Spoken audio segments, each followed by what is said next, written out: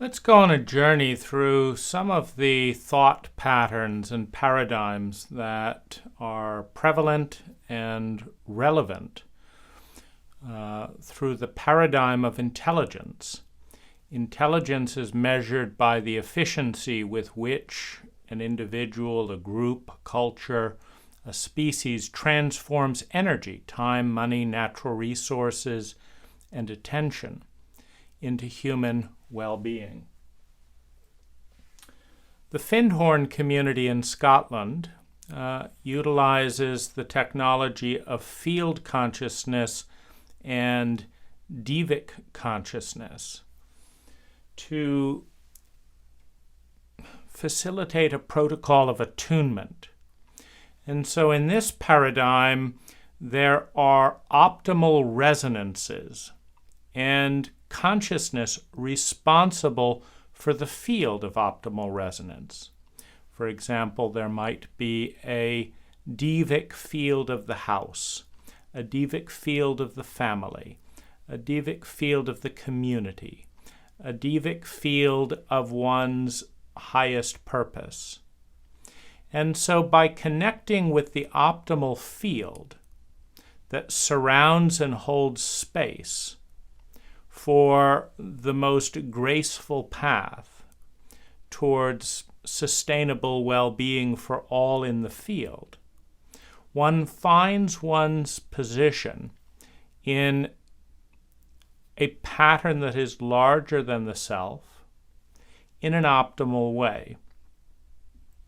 And in my week of experience at Findhorn at age 12, I experienced a miraculous process of transformation as the individual egos of pure strangers in a matter of minutes, silently and efficiently, came into complete accord without compromise and without hierarchy, as each person attuned to the field, to the choices of how to engage with that field to create the highest level of well-being.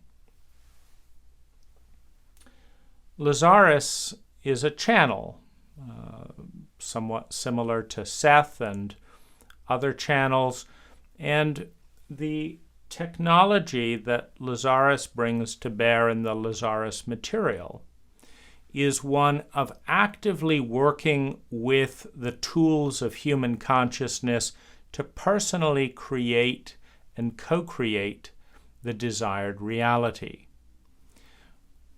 Developing thoughts, choosing and changing beliefs, implementing new attitudes, building self-image, working with one's bottom line or dark shadow, creating a future of dreams, enhancing sleep. So there's a very active process, not of dissociating from thoughts or feelings or beliefs or anything, but rather in refining these, in learning to be the artist that edits the film, deeply engaging in personal consciousness. Buddhism and a version of Buddhism outlined by Byron Katie in her book Loving What Is, and generally known as The Work, is a process of eliminating unnecessary suffering by questioning all thoughts, all beliefs, all viewpoints that lead to suffering within the mind, with a series of choices and questions. If there's any thought, if there's any experience of pain, it's located in the body, it's located in a thought, in the form. And the first question is it true? The second question is, can you absolutely know that it's true? The third question is, who would you be without that thought? And the fourth question is there any reason to hold on to that thought? Meaning, is there any positive outcome in one's own physiology and state as a result of holding a thought that leads to suffering? And through a variety of techniques and ideas and beliefs, there is a facilitation of transcendence, of letting go of human suffering, which is what is in the conscious mind, by questioning and letting go of the thoughts that create it. Technology is the process of developing patterns of engagement with reality that lead to well-being. Cooking, for example, is technology. French cooking, a subset of cooking. Italian cooking, Mexican cooking, bringing out more of the flavor, running a marathon, driving a car, learning to type. The path of technology is the path of learning and developing and refining habits towards excellence that are intended to facilitate and sustain well-being. Mathematics, or science, is the journey first into observation of habits. So one observes the habits of ants, for example, and through a long process of observing the habits of ants, one learns the life of an ant. Through the process of studying trees, one learns the life of a tree. It begins like this, it looks like this, it smells like this, through the senses. And through an overlay of measurement and numbers, this was a vision given to René Descartes by an angel, written in his diary as the founder of Cartesian logic, Cartesian thinking, to overlay measurements and numbers in order to distill patterns. For example, one could say this is something, or one could say it is a hand. Well, what makes it a hand? Well, it does this, it does this. What makes these fingers? Well, there's 1, 2, 3, 4, 5 fingers. So you bring distinction through measurement and numbers. And in the observation of patterns, statistics emerge. For example, observing one's walking, one can notice that 99.9% of the time, in most floors, the floor holds your weight. And so you develop a pattern of predicting the future. So the study of statistics on the journey of intelligence is all about having a more accurate predicting ability about the future. Because every single time I've put these hands together, there's been a loud noise like this, and it feels like this, and it has these consequences. I predict that the next time I do this, it will sound like this and feel like this and take this amount of energy. I have a better ability to predict the future outcome of a given thought, of a given action, of a given approach, based on the past, based on habit. And through predicting the future, in other words, what science allows us to do is transcend the mysticism and mystery that says, even though some people die when they drink arsenic, maybe there will be a miracle. And so there's an openness. So maybe I'll drink some arsenic and see what happens. Or maybe I'll go to Vegas and place 100 bets on the slots and just see what happens. Well, when we understand the underlying mathematics behind the design of casinos, we understand that 90+% of all people who place 100 bets at a casino will walk away with less money. And 90% of people who invest in real estate over time and then resell that real estate over time, let's say a 20-year period, receive more back for that money than they paid for it. And so you say, well, if I want to lose money, then I will go to Vegas. If I want to die, I will drink arsenic. And if I want to turn $1 into $2, I will buy real estate with a 90% chance that if I sell it again in 20 or so years, I will receive more dollars back than the dollars that I invested. And so it's predicting the future in order to choose behaviors that lead to a desired outcome based on the past. And so this is one of the great innovations in flooding consciousness with data. We are then more able to predict the future in areas that we were unable to do. For example, sending a person to the moon is very difficult if you cannot predict how people will engage with zero gravity, amongst other things. And so being able to prepare for higher levels of sustainable well-being as a result of knowing that information. Another paradigm is Abraham Maslow's hierarchy of human needs.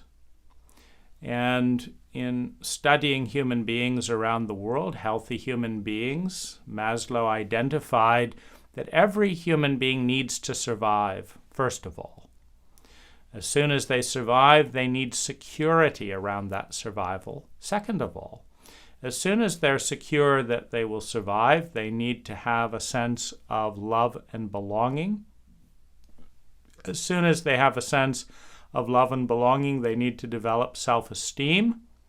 As soon as they've developed self-esteem and are climbing this pyramidal-like hierarchy, they need to develop themselves. They need to discover who they are and realize their own unique talents. And as soon as they've discovered who they are and realized their own unique talents, they need to bring them out into the world, to express those, to bring more and more value. As soon as they've brought themselves fully out into the world as an individual or self-actualized person, they seek to become part of something bigger than themselves. The community, a religion, a scientific endeavor, healing the planet, leaving a legacy, that these are the human needs. And so the path to intelligence, the efficiency with which energy is transformed into human well-being, is facilitated by each individual consciously seeking to behave in a way that fulfills all of their own human needs, and then shares that in such a way that help other human beings fulfill their human needs. The path of culture is, in many ways, a protection from the unknown. So 99.9% of all reality is not only unknown, it is unknown. Reality is so big that most of it we don't even know that we don't know it, because we don't know that it exists. And in the vastness of chaos, as a microscopic speck within the fabric of all that is, that what culture does, and the root word of culture is cult, is identify a series of memes, a series of habits that in many ways are self-referential. If you grow up in a cult and you ask, why do everyone say, how are you? And then everyone says they're fine in response, when the people who ask, how are you, in many cases don't want to know and don't have time to listen to an answer. And the people who say they're fine automatically, whether they're feeling depressed or miserable or joyful or ecstatic, they just say they're fine. So why do they do that? And the answer in a cult is, don't ask why they do it. That's what we do. That's the polite thing to do. That's how you tell other people in your cult that you're all abiding by the same rules. And if everyone does what everyone does, you can feel comfortable. You can have an illusion, an envelope of protection that says that 99.9% of reality is not unknown, because we do the same things over and over again, and they may not be the best things, they may not be the most intelligent things.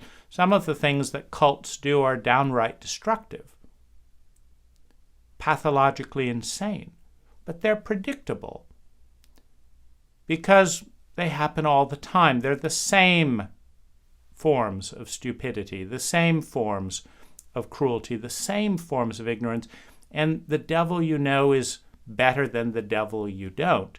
And so we're going to self-referentially do these things because we do them. And we do them because we did them, and we did them because we did them. And so that's why we do them. And cults offer a reference point of familiarity. And so the growth process within the cult is you enter a status quo, you're born into the cult. And of course, it's very uncomfortable being born into most cults in one form or another. Maybe you want the nurturing love of a mother, but you're in a cult where the ranking of a woman is how much she's pursuing her own career. And the ranking of the father is how much they're pursuing their own career. And the ranking of each individual is how much money you have. And so the needs of the child are secondary because the cult doesn't rank you on how the infant feels about emerging into this environment. And so it's very uncomfortable. But you learn to adapt, to please the giants, to conform to the status quo, and you learn what the cult ranking system is. For example, in sociopathic cults, one of the high rank points is being cool. Empathy is warm. The other point of the continuum is cold. And so looking cool, acting cool, having cool things is ranked high in the cult. Interesting ideas ranked high in the cult. Deep feelings, not so much. So every cult has a rank system. And it rewards its individuals and recognizes and honors its individuals, its cult members, by the degree and competency and speed with which they climb the rank. So cult ranking leads to climbing the ladder. And when you climb the ladder, you have increased survival, security, and belonging. In a capitalist cult, everyone wants to talk with the richest person, because in a cult that ranks people based on money, the person who has the most money has gotten to the top of the cult pyramid. Everyone wants to talk to the most powerful or the most famous person in a cult that ranks power and fame highly.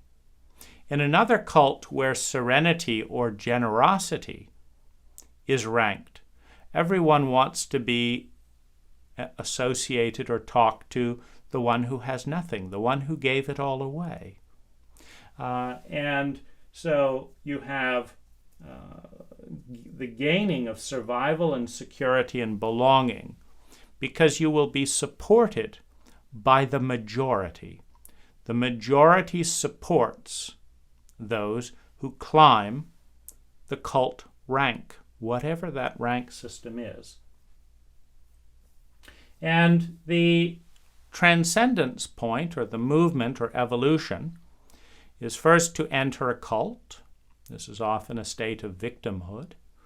Then to conform to the cult, to adapt, to learn. Then to climb the cult ladder and experience the benefits, the support of the majority. And if you continue moving through the system, the next part in this journey is to travel and explore other cults. And finally, to create a personal culture. The personal culture out of the pieces here. I like the way they say namaste over here. I like the way they cook over here. I like the poetry they wrote in ancient Persia. I like the paintings of this person with this theme. I like the mythology over here. And so there's the coming together of a personal culture, like a diet from the cuisines around the world. Then there's the unknown, which is 99.9% of reality. Now, the journey into the unknown is neutral. Sight proceeds outwards in 360 degrees simultaneously. Within the unknown are unspeakable horrors that we have not yet imagined. Within the unknown are unspeakable miracles that we cannot fathom. Within the unknown lies every single technology and discovery that is possible to know and be discovered, both for creating sustainable well-being and for experiencing chronic torment. The unknown is vast, and its terrain is marked by the hero's journey, the one who steps beyond the boundary, the one who goes into the dark wood, the one who explores the shadow, the outlaw that breaks the rules of the cult in order to discover what is there. All great innovations, all great technologies emerge through a journey into the unknown. Many Native American tribes did not consider a young man an adult until they'd had an initiatory experience that caused them to face death alone, and in doing so transcend the cult and connect with a field consciousness, connect with something bigger than the cult, and attune to that, and bring that knowledge back into the tribe, often with the facilitation of shaman or way-showers, those who would go out into the unknown and help safely mediate the unknown back into the known. If you think of our world today, whether it is skyscrapers, cell phones, electricity, combustion engines, phone apps, the telephone, the fax machine, the printing press, whatever it is, someone went out into the unknown, into the imaginal world, and engaged with all of that chaos, and in the midst of all of that journeying discovered something that they could bring back into the cult, bring back into the circle, and integrate to revitalize the world. In ancient times, people would set sail in boats and travel around the world and learn what spices were and learn what language and this and that and what different ways of dressing, and then bring some of that back home. So that today our world is blessed by the remnants of 1,000 heroes' journeys. One of the journeys into the unknown is inward, through meditation, through inquiry, through psychedelics. And the other is outwards, into new science, new explorations, new observations, new planets, new places, new people. The exploration of the circle of the psyche as a fractal pattern, as a fractal representation of all that is. Within this paradigm of reality, the entire universe lies within us, and the entire universe is a larger representation of the self. And so in this journey, we look at our relationships to discover the inner conversations that are happening within us. And we look within us in order to discover the conversations and be more aware and more successful in the conversations that are happening in our lives. We can predict the cult from the family dynamic. We can predict the family dynamic by the cult. It is a learning from each different scale of reality. If you want to understand the human ego more deeply, look closely at the workings of government. Because the workings of government, with all of its deceit and corruption and hodgepodgings and inefficiencies, with all of its aspirations and organizations and elevations of certain ideas and tabooing of other ideas, represent the default mode network within the human brain. The part of us that pays attention to this thought and not this thought, that irrationally ignores this fact but elevates this other fact, the part of us that goes round in circles and wastes vast amounts of time and energy and money of our own, that one can analyze oneself through studying one's government. One can study one's government by studying oneself. The traumatic body of literature focuses on healing disease and the influences of the environment. We know, for example, that if you beat a dog regularly as a puppy without traumatic repair, they will become more and more schizophrenic. They will become more and more aggressive, both collapsing and attacking in more and more violent extremes. If one takes children, for example, in the United States, more than 60% of the juveniles, meaning people under the age of 18 in the United States who are being put to death by lethal injection or electrocution. More than 60% of the young men, because they're almost all boys, have been sexually molested by an older man. And that's an interesting correlation.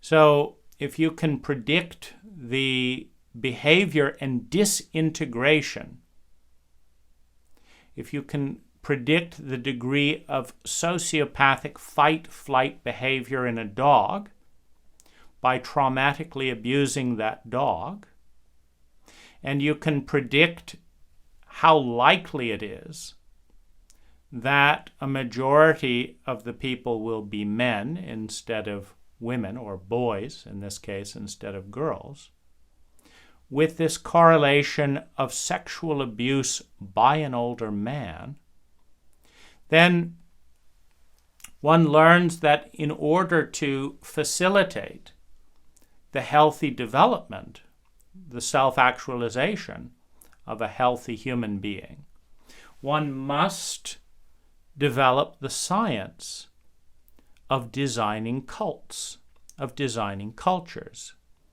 In this case, one way to go about reducing the number of boys put to death by their government for deviant behavior is to eliminate the sexual abuse by older men.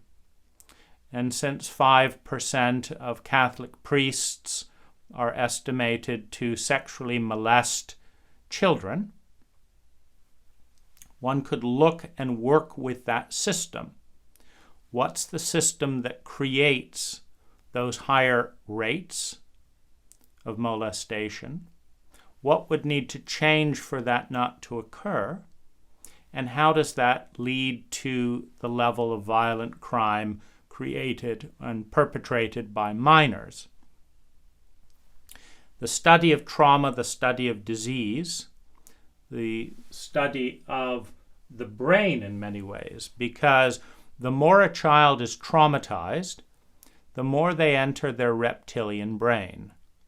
The reptilian brain is a protocol designed and organized and developed by reptiles 200 million years ago, the crocodile brain, to fight when something is weaker, to run when something is stronger, to freeze when you cannot do either effectively, and in a more modern development, to ass-lick power, to fawn, to please the most powerful people around you as a bid for survival in what is presumed, based on experience, to be a sociopathic environment.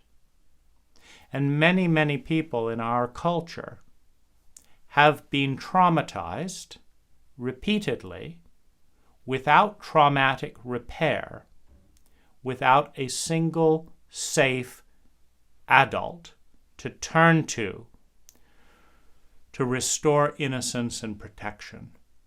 Because in a sociopathic environment, where the protection is for rank and authority, if you watch Mea Culpa Maxima, the story of the predatory nature of Catholic priests, in this case on a group of deaf young boys in boarding school, you see that when they told their truth, that their parents and their priests and their bishops and the Vatican and the police and their government and their teachers all colluded to protect the rank and reputation of the institutions and of those in higher rank power at the expense of the innocent child, and in doing so destroyed that innocence and gave birth to hatred, rage, fear, and the belief that the only way to survive is through fight, flight, freeze, and fawn, and dissociation from memories that were unwelcome in the absence of adults. So the exploration of trauma and sociopathic phenomena as a science of correlation, as a science of psychology, is another path which is very relevant when we understand that the brain, for evolutionary purposes, elevates all pain, all fear of pain, because all fear is fear of pain in the past repeating itself without recourse in the future. Meaning, when you have been repeatedly humiliated emotionally, hurt physically, ripped off financially, exploited sexually, and lied to mentally, when you have been hurt on all dimensions repeatedly without recourse, in a world that protects those with more rank, in a world that protects the parent at the expense of the child, the teacher at the expense of the child, the police at the expense of the citizen, the government official at the expense of the citizen, the older and stronger bully at the expense of the weaker. When you have experienced that without recourse, the same cult that is capable of doing that the first time will statistically do it again. And because the brain in its hierarchy of needs is focused on survival, if no one wants to deal with the taboo and shadow nature of its cult, if no one wants to confront its shadow, then the best way to survive is to bury the memory, protect the secret of the abuser, often for a bribe, or for tolerance in living, which is a bribe, and then pass on that shame, that message of worthlessness and inadequacy to someone more helpless than oneself, who will find themselves then in the same situation, creating symmetry for the abused who becomes the abuser, as most intergenerational patterns repeat, and the cycle continues. The brain elevates or amplifies fear and pain 500% more than it amplifies joy, pleasure, love, etc., as a default mode. So the reduction of pain has a 5 times greater impact on an individual's brain, on an individual's consciousness, than the inclusion of a positive.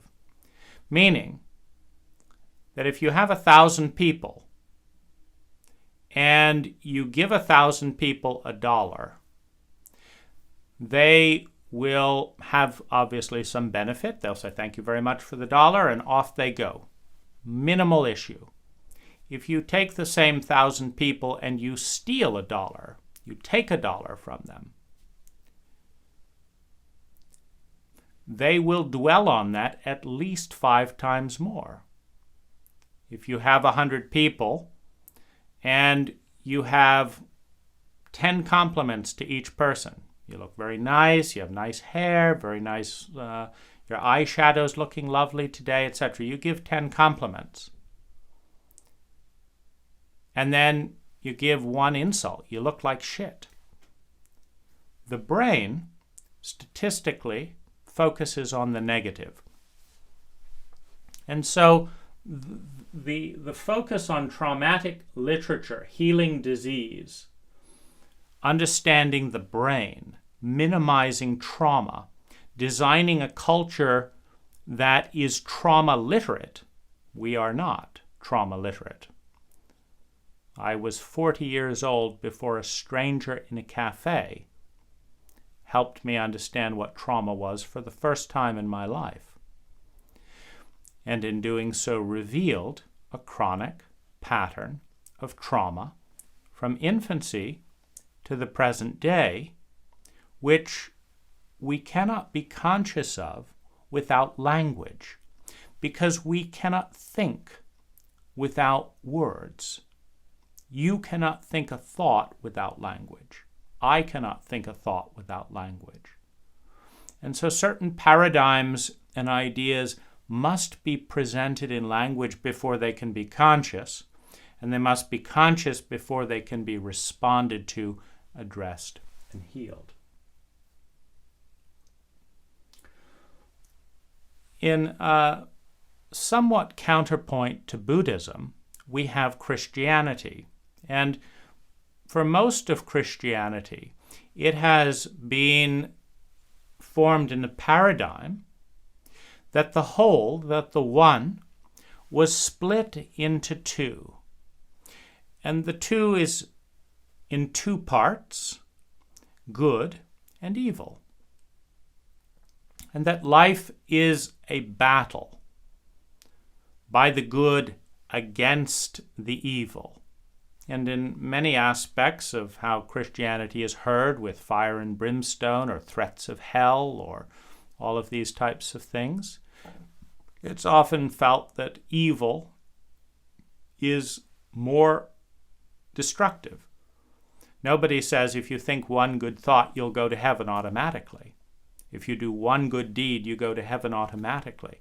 Rather, you do 1,000 good deeds, then you do one bad deed and you go to hell, right? Well, it sounds like hell and evil are much more potent, because you just do this little thing, 1%, and off you go.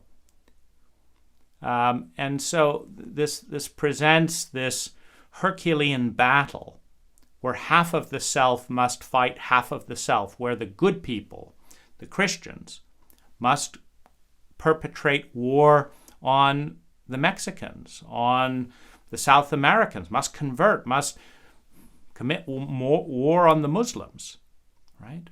Because we're the good people. If you're going to divide the world into good and bad, well, you're not going to say, well, I'm the bad one. No, I'm the good one. So everything different, the other, the unknown, is then the bad one. And so a tremendous amount of Christianity and a number of other religions, that do not allow women to be priests or priestesses, because there's the battle of the masculine and the feminine. Thinking is good. Feeling, thinking intensely, that's rigorous. That's good in Western cults. Feeling deeply, feeling intensely, be careful of that. Men are good, the temptress women. Why can't we have female priests? Why are Buddha, Allah, Christ, God, why are they all men? Well, it's, a rib from Adam's side, a part, right? Not the good part. Eve tempted. The journey into the unknown, the journey out into the other through the serpent, through the snake, so anything sensual, anything primal, to be feared in the pursuit of what's good. So we have these and many other fields. And each of these are a technology.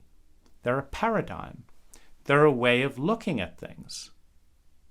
You can find amazing people in every single one of these sectors that are creating some degree of sustainable well-being with some amount of energy expenditure. Each is different, and for each person, a given approach may yield more sustainable well-being per unit of energy invested. For example, if you do Buddhist meditation, for some people it's a nightmare. For other people it's serenity. For some people it's very hard. For some people it's very easy.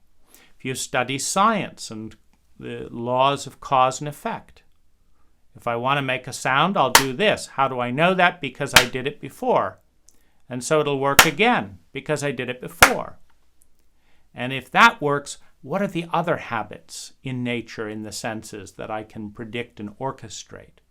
Either to hurt people. Every time I hit them with a machine gun, they die. Therefore, if I want to kill them, I'll get a machine gun. Every time I give people medicine, they get healthier. If I want them to be healthy, I will give them medicine. So this correlation out of the innocence of the unknown into the language of statistics is a path that much of humanity is focusing on today with a somewhat blind faith in science, that just having more knowledge is automatically good, without acknowledging the fact that traumatized and abused individuals who have not received traumatic literacy support and love tend to use greater and greater power to dominate, to hurt. Saddam Hussein and Adolf Hitler severely abused children in a severely chauvinistic and demasculating culture. So you give them more technology and more people are harmed. So I hope this gives you a window into some of the possibilities that are available to each of us who transcend our cult, because some of these ideas do not fit into the cult in which we were born. So we have access to each of them if we transcend our cult, including our cult.